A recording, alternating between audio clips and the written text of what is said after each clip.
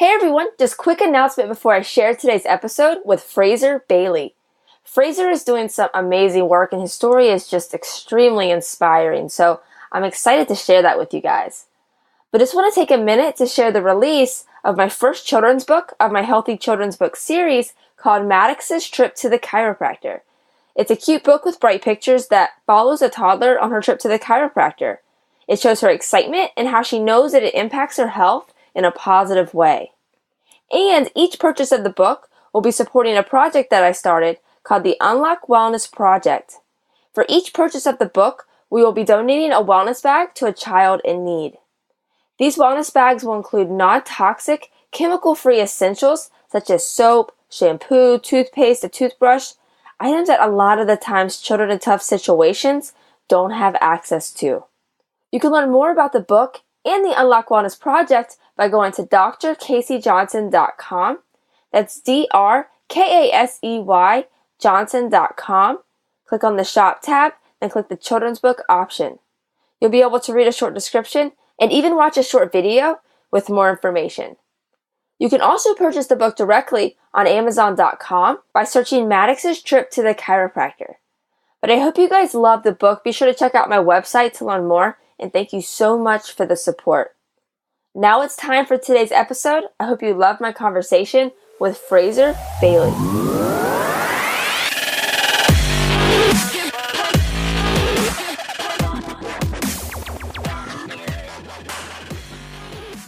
Welcome to the Unlock Wellness Podcast. I'm Dr. Casey and excited for today's guest. I'm here with Fraser Bayley, and I was introduced to Fraser through my good friend Josh LaJaunie, and big shout out to Josh. His story is also extremely inspiring, and if you want to check out our podcast together to learn more about Josh, you can check that out in episode 35.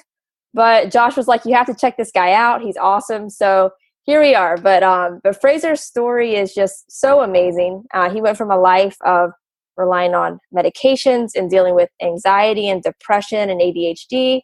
And at that time, he was also working as a butcher.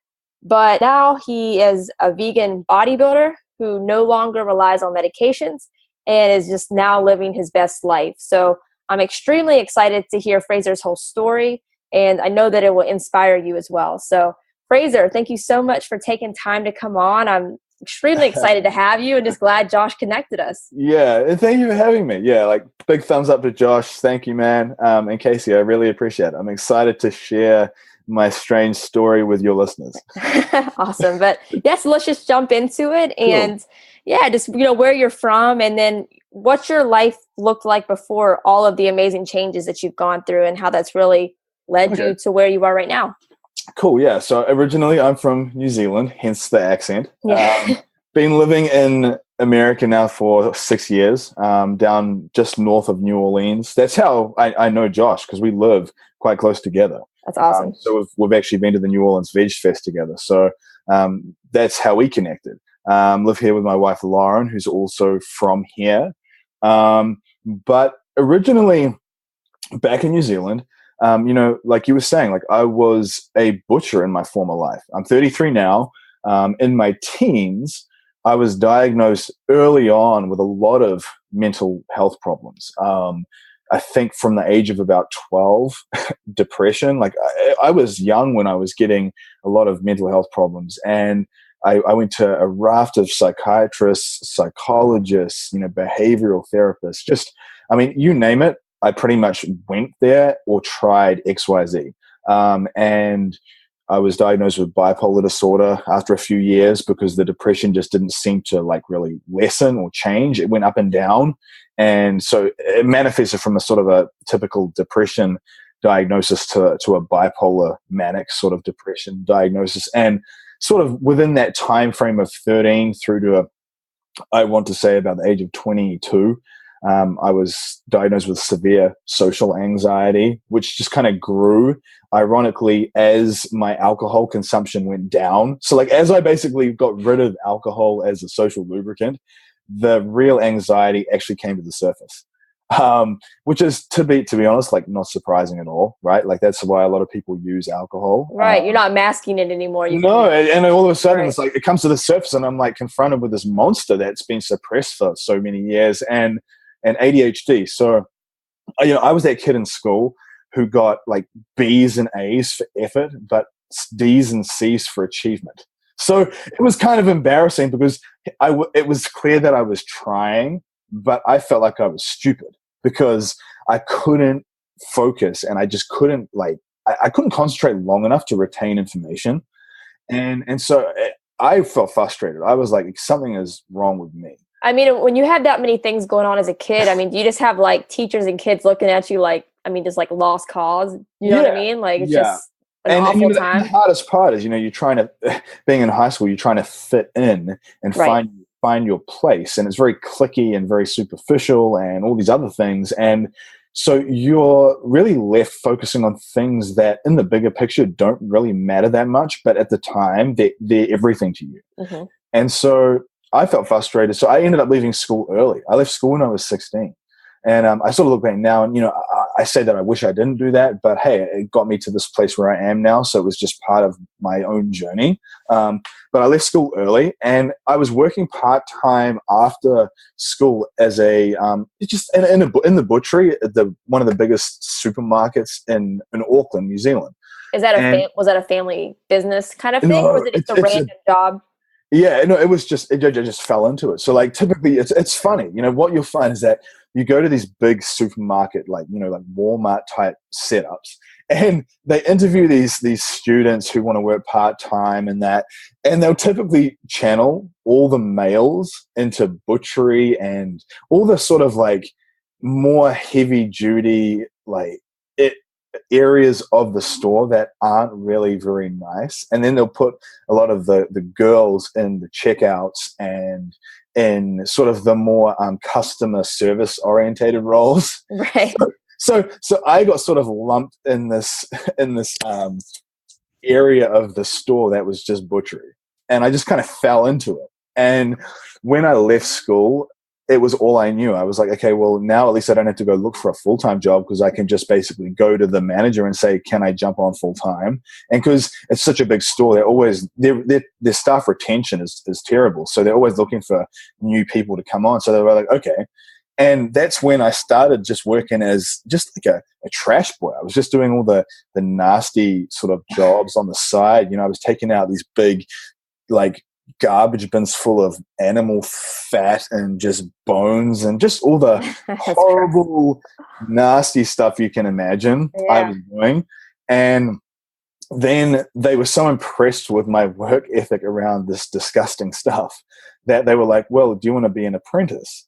And basically you go through a 3-year apprenticeship where you go to slaughterhouses, you go to different factories, and you basically see the process from start to finish.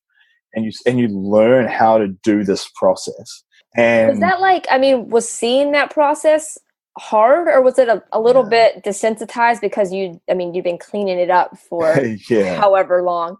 Well, it's funny because I look back now, and if I had to do that now, I'd be horrified. Like when I reflect back on the things that I saw happen in the slaughterhouse chain where the animals get processed, I would be horrified. It would be the most barbaric thing I've ever witnessed. But at the time, I think part of it was because I was already mentally ill, mm-hmm. and I could barely sort of save myself. So I couldn't even contemplate the suffering. Wasn't even the focus. Yeah, I couldn't even. I was so desensitized to my own suffering. Mm-hmm. I couldn't even contemplate the suffering of another being. That makes sense. And like you were saying, like completely desensitized. When you're in and around that environment all day, every day, you don't have that objective perspective anymore. It's like you're in the trenches and you can't see anything. And so I went through this apprenticeship process. And then when I finished that, I was basically like a qualified butcher.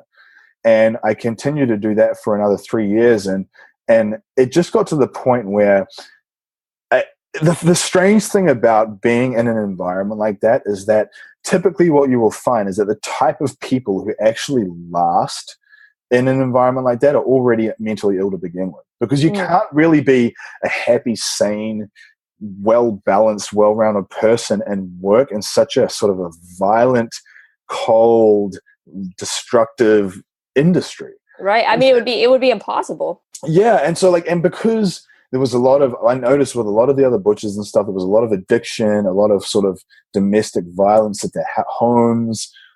It was just, they were just the type of people that were not congruent with someone who's mentally well.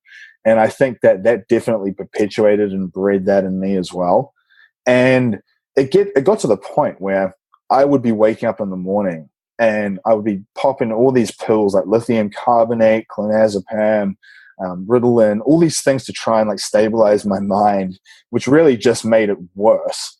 And for me personally, and I would cry because I was just, I hated the job so much. Like I would get bullied. And there was like, you know, physical abuse in the butchery. Like I'd been punched in the head multiple times. Wow. But like you said, I mean, the type of people that were doing that job, it wasn't a very stable work environment. And then you put everybody together and it's just, I'm sure, a mess for the most part. I'm sure there's exceptions, but for the most part. Yeah. I mean, especially in bigger stores like that. Like you might find that in smaller, privately owned family stores, it's not quite like that. But in the big ones and the big production chains, it's definitely like that.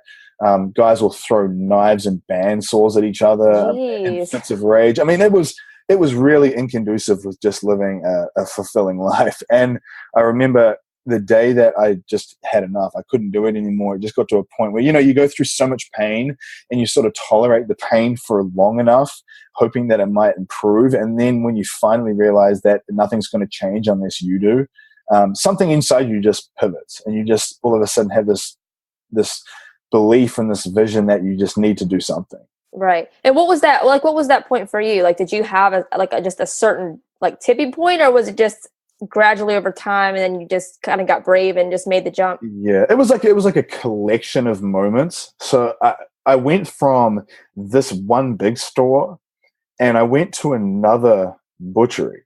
And in the big store, especially with anxiety, I could go off into my own little corner sometimes, and because the butchery and the chillers and the store was so large, I could go off into my own little corner and kind of do my thing at times. It'd just be by myself to some extent. But in this other place where I got a pay rise, that was the whole appeal of it. You were up in each other's faces all day, and it bred just a lot of hostility. And that's when I started getting bullied and just all these negative comments, and it was just such an awful environment to be in. And I thought to myself, you know, I can't vision myself doing this for another year, another 5 years, another 10 years. I just can't picture my life this way. And because the hours were long, you know, my diet was terrible, my mental health was terrible. All the guys drank all the time. I was one of them.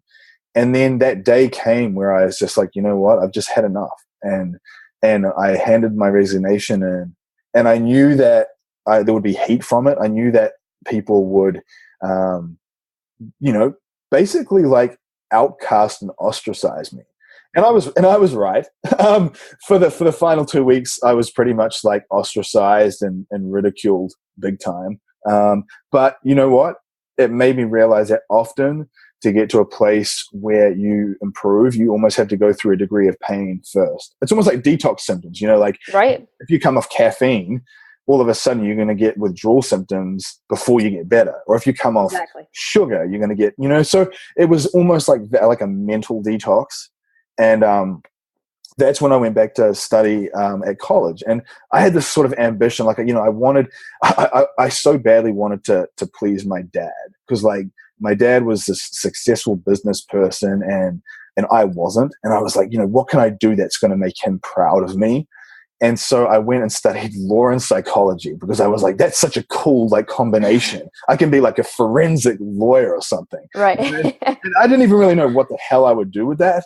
And I thought to myself, you know, my ADHD didn't seem to be as much of an issue then, because my diet had got a little bit better than when I was in my teens, but it still wasn't good. But the thing, like I was saying, that I didn't anticipate was that when I stopped drinking in the butchery, the anxiety came out. So I was in second year. I mean, I made it through the first year, which was like a huge accomplishment for someone like me who came out of school early. And I had to do all these tests and these things to almost even qualify me to do year one. because I left school Did early.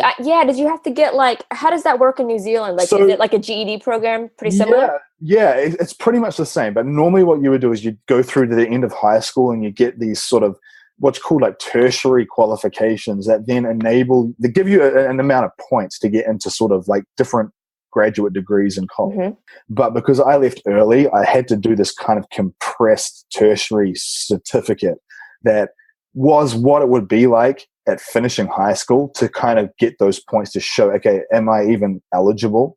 And I actually made it through. And so like for a moment, for a while, I was kind of inspired. I was like, man, I can do this. Then what I found was as I started to move away from the drinking and change my social peer situations, because I hung around with a lot of people that were just like addicted to bad stuff. And I found that my anxiety just seemed to magnify. It got worse and worse and worse, like to the point where I remember one day I had to get on the bus because there was these really cool shuttle systems that run down the side of the interstates, down the side of the highways from one side of the city to the other, all the way into the campus. And the buses get full. I mean, they're really busy in the morning. And I remember sitting on the bus and I was like a sardine in a can. It was so hot. I don't know where it came from, but I started just getting this sense of claustrophobia. And I couldn't even breathe. Like my throat got tight, my chest started pounding, and I could feel my blood pressure going up. And I was like, I kind of knew what was happening, but I couldn't stop it. And I actually got off the bus and I went home.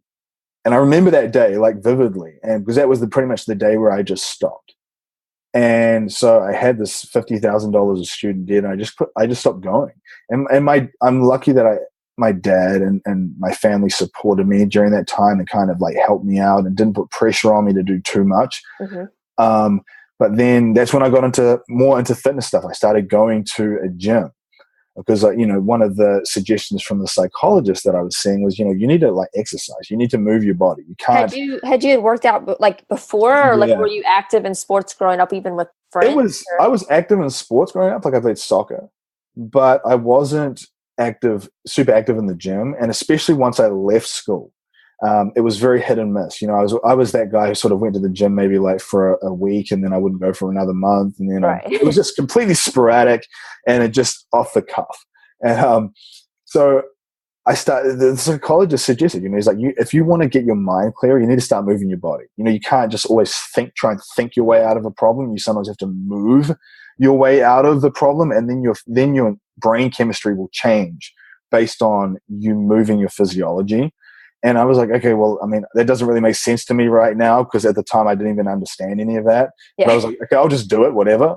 And so I started doing it, and I found that I started feeling good. Like I started noticing changes really quickly, like those newbie gains that when you first start training and like you're like this blank canvas, and you just start getting committed and you can see changes happen really quick. And I was like, and I started feeling good, and I started getting a little bit more elevated mood and things. And over time I was like, you know what, like I enjoy this, and like I want to do this as my thing.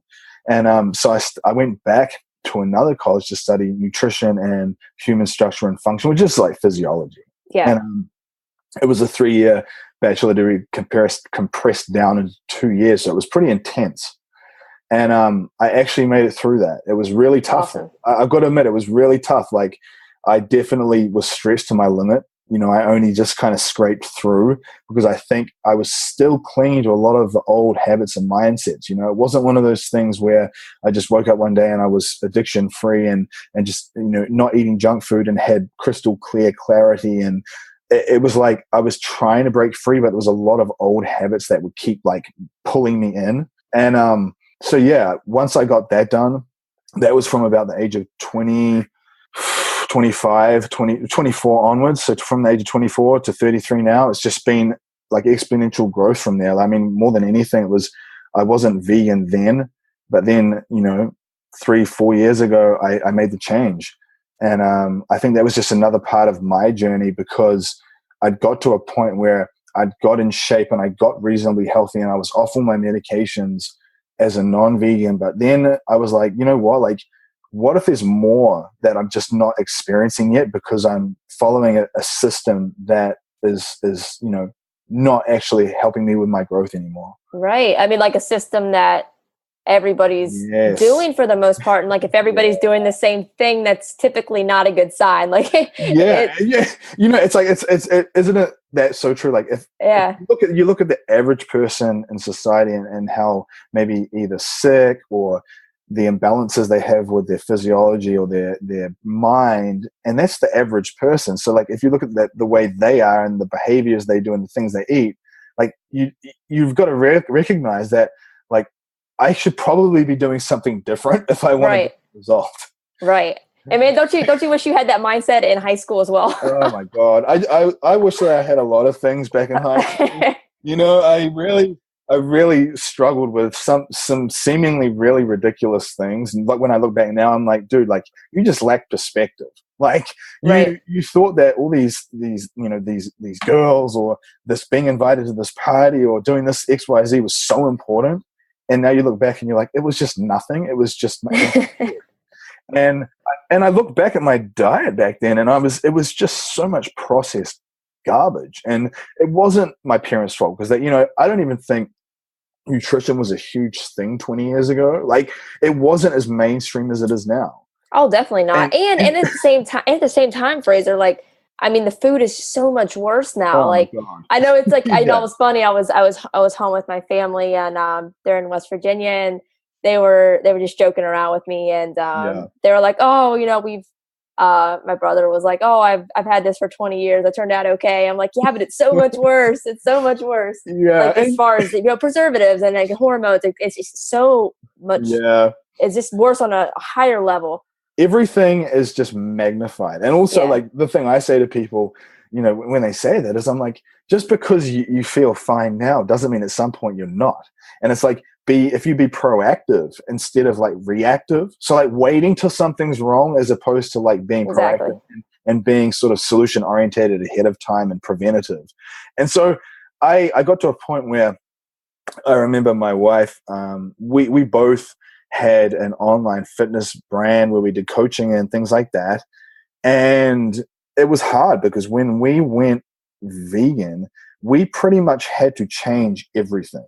Yeah. And you had to go back and like, be like, okay, guys, we're changing things. Like we might've been wrong. Like, that has to be very, very humbling. And Fraser, just to kind of back it up a tiny bit, like whenever you did decide to go vegan, like, was there an influence to that? Or like, how were you even introduced to that? Cause you were on the total end of the spectrum a few years before. And the crazy part was, and I was like an avid meat eater as well. So like straight paleo. Yeah. So it's a straight up paleo. I thought paleo was like the holy grail. And it was like, I didn't even, it wasn't, like my wife, Lauren, she was never a huge meat eater to begin with. So she was still paleo-ish, but she was more along the lines of, she would add in some plant proteins and do more fruits and things where I was like, oh God, fruits. No, I was like, it's paleo. It's like, like I've got to stay away from all of that stuff. And so I was like doing so much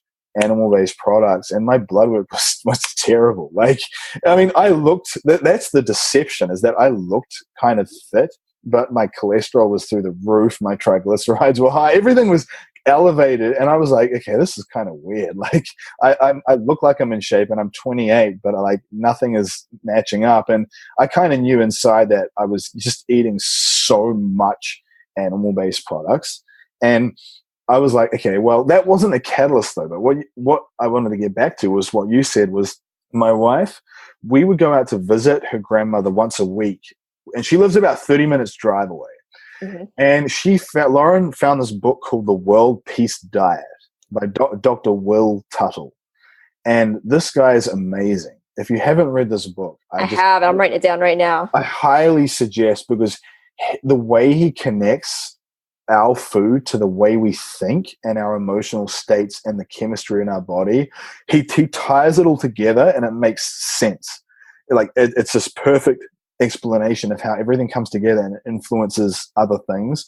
And so he was talking about how, like, from a spiritual level, that the type of food that we consume affects our energetic state. Like, so obviously we're taking in energy, calories, and that's going to change our physiology for the better or the worse. And he was talking about how paradigms within veganism, a lot of men struggle to move towards veganism because it's seen as not as a masculine thing, right? Because in traditional tribal cultures, men were hunters and gatherers and alphas, and the ones that would hunt down the animals to eat. And so that meant, and the women were the gardeners and the gatherers. And so veganism is almost seen as this sort of feminine ideology, when in actuality, I think that being a strong leader and being an alpha is actually being able to change your paradigm and stand in a minority when you know it's the best thing to do, to not conform just because everyone else is doing that. And so she would read me this book, and there was so many aha moments where I was like, my God, like he's talking about these paradigms within myself about masculinity and the way that I look and the way that I feel and all these connections. And so from there, we got to the point where we're like, you know what, let's just do this. It makes sense from multiple angles, from an ethical standpoint, environmental, spiritual, health. I couldn't find any reason why not to do it. Mm-hmm. Aside from like, well, I just like the taste of bacon, or like, like just like palate, just nostalgia or like emotional needs. But then I realized that when I had those types of feelings, it was more just like an emotional need. It was like, okay, there's something in me that's not quite complete, and I need to fill that with a food. Right. And how did that and that's interesting too, Fraser, because it's like you've dealt with so much emotional roller coasters and going through what you'd gone through with, the mental illness issues that you had to, work through and get through. And like, that was just another, kind of fork in the road. I mean, it's just, it's crazy how it got you to that point, and like you were strong enough to kind of overcome that one, if that makes sense. Yeah. And, I think it came with just periodic levels of clarity where it wasn't like, a lot of people have this aha moment where they said, I went vegan overnight and I just changed everything and my whole life changed. And for me, it was like this progression from that butcher to trying this thing in university and trying another thing and stumbling and drinking too much and drugs and self-medicating with prescription medications way too much. And then I was like slowly stripping away all these layers of facades and just layers of like confusion, and to the point where I think I had enough clarity to make that connection when Lauren read me that book, and that's when I changed. And it was I remember because I didn't approach it from a perspective of I just had to remove everything and now like what do I eat, like thin air and romaine lettuce, like so for me I was like, okay, well I'm going to start adding foods in. So what I did was I would pick one plant-based meal. I think the first one I ate like a million times was like this quinoa salad, because I still had that mindset of I need complete proteins, and quinoa sounds good. And so I was really like, I was kind of finagly about the protein amino acid thingies and all that stuff. And so I did that first, and I started adding more and more vegan foods in, just plant-based foods, just more fruit and things like that. And I was still doing eggs. And then for about 2 weeks, and then in the third week, I remember the day came where it was like right before Christmas, or right before New Year's, sorry. And all I was doing was 2 eggs post-workout that we got from the farmer's market. And I removed those and I just added some other plant proteins in. And it was just this effortless transition. I was like, that's it. Like, I was expecting like myself to like blow up or like shrink into oblivion. And, just straight starvation. Yeah. And like a weekend, a month in, and I'm like, is that it? Like, not only didn't I not experience any negative sensations, I actually experienced positive ones. And so like, my recovery seemed to improve. My sleeping got better. I did have more energy and mental clarity, especially the energy thing. I think for me was a huge thing because I used to take a lot of naps. I was like a big napping guy. In the middle of the day, I'd need to have like a nap just to function. Just for your kidneys to get through all the meat. Like just so my organs could have a break. Right. And then when I did that, I haven't had a nap in years now. And I mean, I'm pretty high energy all the time. And when I look back at the changes, I'm like, it's very subtle, and you do have to be kind of in in connection with your physiology and your body to notice those biofeedback changes. But over time, you really can see huge differences. And the distinguishing factor is when I went and got blood work done 6 months in as a vegan, and everything was perfect. And so it went from being disaster. Like, these panels were like, I probably couldn't have even gone to like a blood donation bank and given a donation. Like, and so like my fasting glucose was elevated early on. Triglycerides were up. LDL was really high. And all of that stuff came down to like not only normal ranges, but optimal levels. And that was with the inclusion of fruits and whole, starches and carbohydrates. Yeah, all the grains and stuff that try to get pushed away, especially on paleo. Yeah, and people talk about, it's going to affect your blood sugar and this and that. My fasting glucose levels came down. And so I think just as everything normalized and everything optimized, insulin sensitivity improves. And like, so it's just this systemic growth. And so I look back now, and so I'm a vegan bodybuilder. I mean, I don't compete, but I train like I do. And I go to different veg fests and talk about my story. And we do online, vegan nutrition training and all these different things. But I use my story and I use sort of how I look and how I train as an example for other people to try and open their minds as well. Because I'm like, okay, there's only so much I can say to someone before I can show them a result. Yeah, no, exactly. And I love how you like mentioned a few minutes ago, just like whenever you were eating paleo and you were just taking down just way too much animal products. Like, I mean, you can build muscle on paleo. I mean, I'm sure like if you're working out right, I'm sure you can build muscles on straight McDonald's, but like you're dying inside. And like, it's a big difference. Yeah. You're not moving towards like your full potential. You're not functioning optimally. Like that's the biggest difference. I think there's this huge illusion within the fitness industry that just because someone has muscles or has a low body fat percentage means they're healthy. Yeah. And you see a lot of conventional sort of fitness people, bodybuilders. I guarantee you, if you drew blood from them, it would look awful. For most of them, I would think it would look pretty bad. And that's just part of the territory because they're eating this myopic diet where it's basically just eggs, tilapia, and chicken, and then broccoli and rice, oatmeal, and that's it. And they are avoiding fruits. They're avoiding like a range of plant foods. Whole lot of egg whites. Tons of egg whites, tons of egg yolk, just tons of all sorts of ground beef and stuff.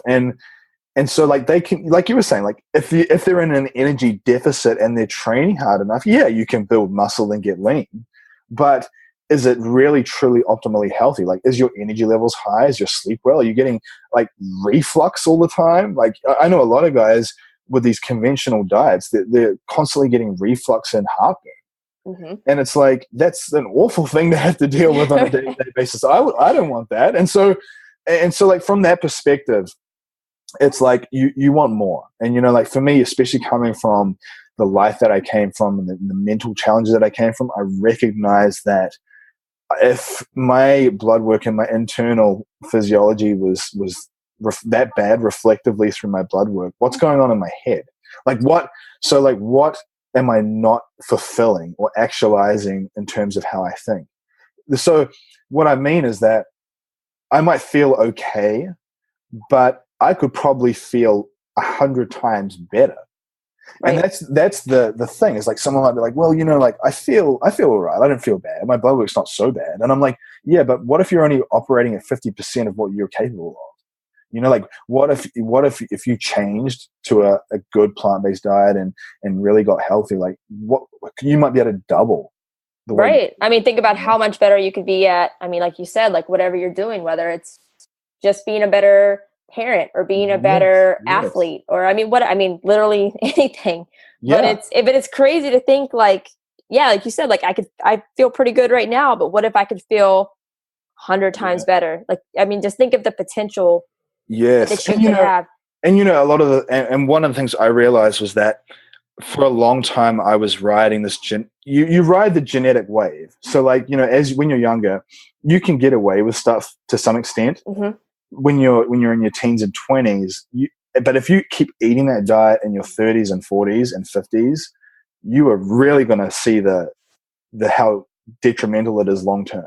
Yeah. So like if I went back and I ate exactly how I did in my teens, I would probably be diabetic, overweight, and have every kind of metabolic disease you can think of. But because I was younger and I was riding that kind of genetic wave of youth, I was able to at least process some of it. It still caught me with the mental illness stuff, because I do think that a huge part of mental health and how your brain functions is massively related to dietary habits. Definitely. No, definitely. And how you just basically your overall lifestyle as a whole. So yeah, I mean, it's been a very strange evolution, you know, but I'm glad that I went through all those things, because I sort of question, you know, if I hadn't, would I be here where I am now?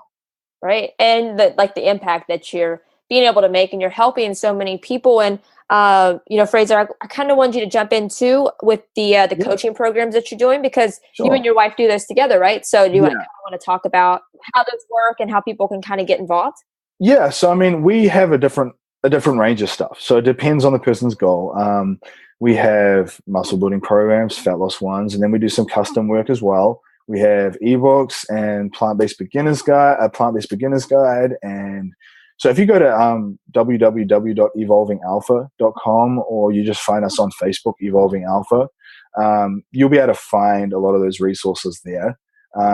But yeah, I mean, I love, you know, one of the things that I really make an emphasis with our people is not just getting a result in terms of just fat loss or just muscle gain or strength or whatever it is. For me, it's a system. It's like a holistic approach, in the sense that you want to be well-rounded. So, you know, you want to make sure that you're injury-free. You want to make sure that, you know, you have no postural imbalances. You want to make sure that you have a healthy gut and healthy brain chemistry. And I think all those things kind of factor into the way we design our programs.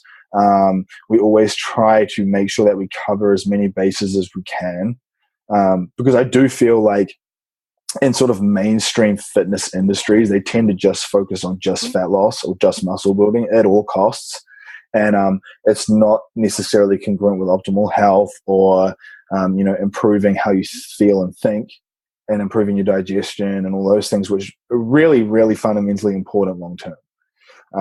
So yeah, we do a whole bunch of stuff. It's all online. We have, you know, clients from all around the world and stuff. So I'm just really humbled that, you know, I can go from being a butcher to doing something that I'm passionate about and I love, and doing it online so we can help people remotely.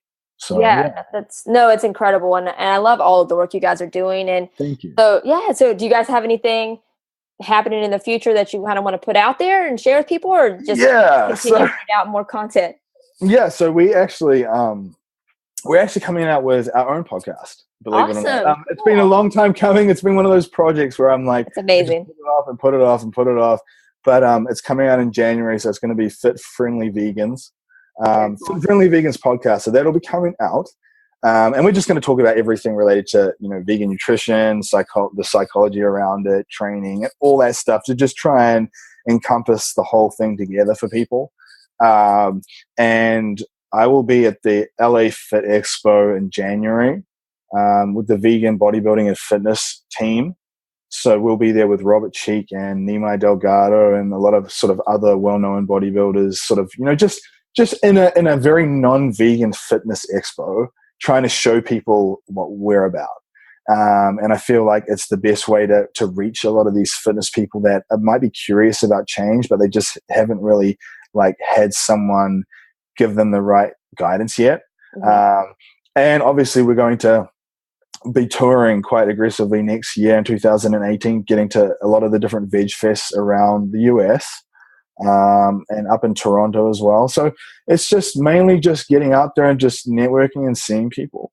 But that's really it. You know, I mean, it's what we love. It's what we want to do. I feel like for me now, especially getting out there and seeing new environments and just changing up the scenery a little bit really helps with my state of mind. So, and I mean, I know that everyone's like that, you know, that's why people love going on vacations, you know, because it's like the change of stimulus, the change of scenery, everything changes, and it reinvigorates your mind. And so for us, traveling and that stuff is going to be a really big part of that. So yeah, that is basically what our plans are for next year. So I love it. I'm excited. I can't wait for the podcast. It's going to be amazing. Thank you. That's awesome. Yeah. So I know you talked about Evolving Alpha. That's the best way to find it on Facebook and the website. Was there any more social media sites that you put out there? The only other thing that we really are on that we're active on is Instagram. So we're at Evolving Alpha, one word. And that's really the main things. I feel like if we tried to do too much more, it would just be spread so thin. That's all you need. Yeah. So that's where you can find us, guys. Perfect. And then, so Fraser, just closing question that I ask every guest. Go for it. But if you just had one piece of advice for the audience, maybe it was something that was your biggest takeaway through this whole journey, but if you only had one piece of advice to give, what would it be? It would be the idea, and I think T.S. Eliot wrote a quote on this, and I can't remember the quote exactly, but it was something to do with, you basically have to leave the place you're from and travel far and wide to come back to that place and recognize it as home for the first time. And what he kind of meant by that, I think, was that very often we go on these monumental journeys to search for answers in terms of like how to improve our health or how to change our life, and we buy all these gimmicks and we do all these crazy things, when in actuality the answer was really in us to begin with, and it was just around sheer simplicity.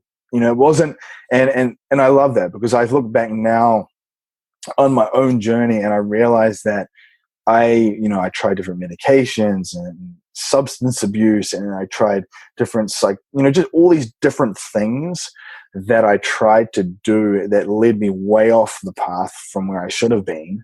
But ultimately, in leading me off that path, it brought me back round to getting back to that place of origin and recognizing it for the first time, and realizing that I actually had everything I needed within me from day one to fix myself.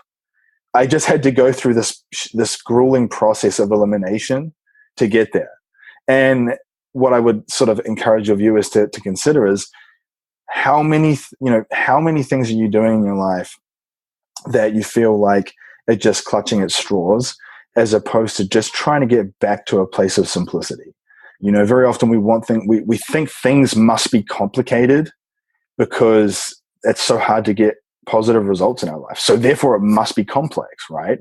When in reality, I don't think it's complex at all. I think it just comes down to trusting yourself and being consistent and looking for the positive lessons in any challenge that's thrown your way. So yeah, it's a little bit of a philosophical one, but I definitely feel like that's helped me in my life. So yeah. No, that's amazing. That's perfect, Fraser. And it's incredible. And I love all of the work that you're doing. And just thank you so much for taking time to come on here. I know it's going to help so many people. You're and just keep up everything that you're doing, because the work you're doing is incredible. Awesome. Thank you for having me. It was a pleasure. Thank you guys so much for tuning into today's episode. I hope you loved my conversation with Fraser. His story is just so inspiring, and I'm just excited for you guys to follow him on social media to keep up with everything that he's doing. But you can find the social media links that we talked about in the episode in the show notes, but you can also find them on my website as well at drkaseyjohnson.com. That's DRKASEY Johnson.com. Click on the Listen tab. Then from there, you'll be able to see all of the past guests that have come on the Unlock Wellness podcast, read a little bit about each guest, and be able to click on their social media links, website, all of that. So all of Fraser's information can be found on my site as well. If you guys loved today's episode with Fraser, be sure to jump onto iTunes, subscribe, and write a review. It really helps me out a lot, and I really appreciate all of the feedback and support. And like I spoke about in the intro, also be sure to check out my first children's book of my Healthy Children's Book series called Maddux's Trip to the Chiropractor. Each purchase of the book supports the Unlock Wellness Project, which applies a wellness bag to a child in need for each book purchased. You can learn more about the book and the Unlock Wellness Project on my website as well at drkaseyjohnson.com. Click on the Shop tab, then choose the children's book option. You'll be able to read a short description and even watch a short video to learn more. If you do purchase the book, be sure to share it on social media using the hashtag UWProject. I'll repost it and give you a shout out on the podcast. But I hope you guys loved the book. Thank you so much for the support, and I hope you loved today's episode. Thank you guys so much for tuning in.